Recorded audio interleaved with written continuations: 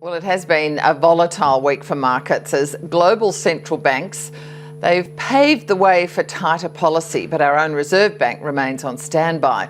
Let's get more from his perspective. Geoff Wood from funds manager Morphic Asset Management joins us now. Geoff, thanks for joining us. Thanks, now, Anna. Sintra last week in Portugal, the central bank conference, I mean, they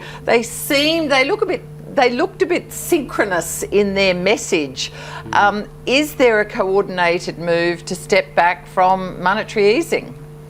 Yeah, this is very much the question of the last week when we had the Bank of England, the European Central Bank and the Bank of Canada all saying very similar things coming from the same place. So people naturally speculate, well, there's some conversations behind closed doors and this was synchronized. So that's one side of the story. The other is that at the end of the day, there's this global upswing. Most economies are beating to the upside at the moment.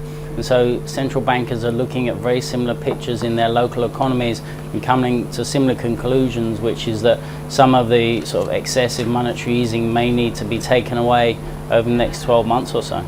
Yeah, so they sort of alluded to, did they go further than saying we're going to step off the gas? Did they actually sort of indicate, as far as you think, that they're going to put on the brakes?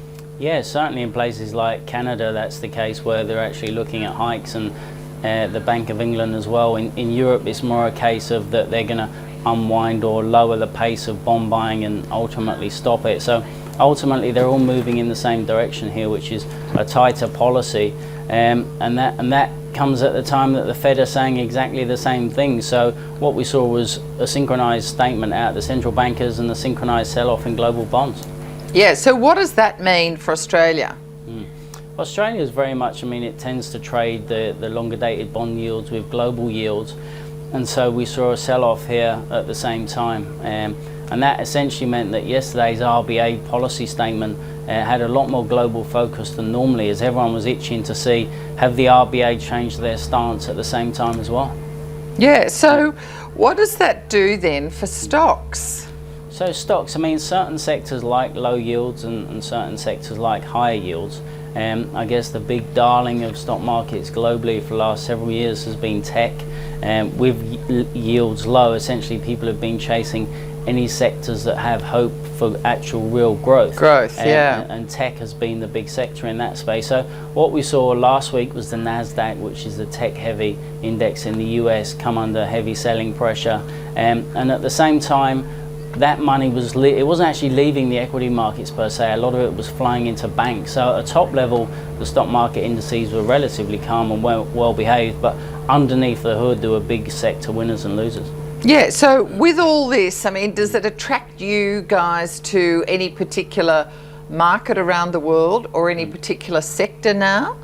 Well, sector-wise, I mean, we can agree with the banking view. I mean, banks largely this year have traded in a range if you look at the US, but I mean, although Donald Trump has been relatively unsuccessful, and a lot of his policies where he's gaining traction is a deregulation in the banking sector. So post the GFC, the US regulators have actually put in much stricter regulations around their own banks than is the global standard, and his aim is to unwind those back. So what you've got is a lot of the big banks, the JP Morgans, the Wells Fargos, they're going to have to put less capital aside to run their business, which frees up balance sheet and ultimately helps credit growth in the economy. So that's your US specific story. And then yeah, which is quite at odds really with the way certainly our banks are looking, and many banks are.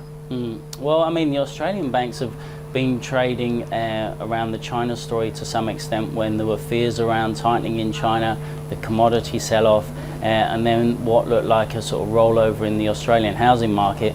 Again, we've got the regulatory issues here as well. But okay, so they're broadly stabilised for now. All right, so you said, you know, the banking story you quite like. What other sectors do you like, given this, you know, perhaps central banks moving to say that, well, rates are eventually going to be raised? Correct, yeah, so that supports the bank side. In terms of regions, we still like Asia. We're heavily invested in India and Pakistan, but in terms of new investments that we've been making lately, a lot of them have been going into Japan, where we've found some great idiosyncratic stories around the property market, specifically in and around Tokyo, that look very attractive. You've got a gradual rise in property prices there, still very low funding costs, and good growth as people migrate from the regions into Tokyo. It's actually got despite the fact that demographics in Japan are negative, Tokyo's actually got growth. Yeah, so do the geopolitical tensions that have been raised by North Korea's testing of the missile, does that cause you any concern? It causes us angst. I mean, to be honest, our general policy with geopolitics is, one, it's very hard to preempt how it will play out, and two, more importantly, is it very rarely has any long-lasting impact on stock prices. I mean, we've seen several incidents in the Middle East over the last few years. You may get sort of sell-offs of 5% in that time, but the market broadly bounces back. And this, I mean, we're playing it in the same way as normal. Yeah, okay. Just if we briefly look at the RBA's decision yesterday to sit on the sidelines, I guess, it became a disappointment, I guess, for those who thought there might be a change, thought there would be a change of tone anyway, and the Aussie dollar was marked down. Yeah. But how do you see this now affecting our market? Yeah, so I mean, even if you only went back a couple of months, the market was actually pricing that the next move would be a cut. So we've moved to the other side of the table now, whereby, as I say, iron ore has stabilised. China's actually surprising to the upside, and the housing market continues to actually rally. So the question now becomes not whether they cut or hike, but actually when will the next hike be? And many people are starting to bring those projections forward into early next year, in line with the global story. All right, Geoff Wood from Morphic Asset Management, thanks so much for joining us. Thanks, Hannah.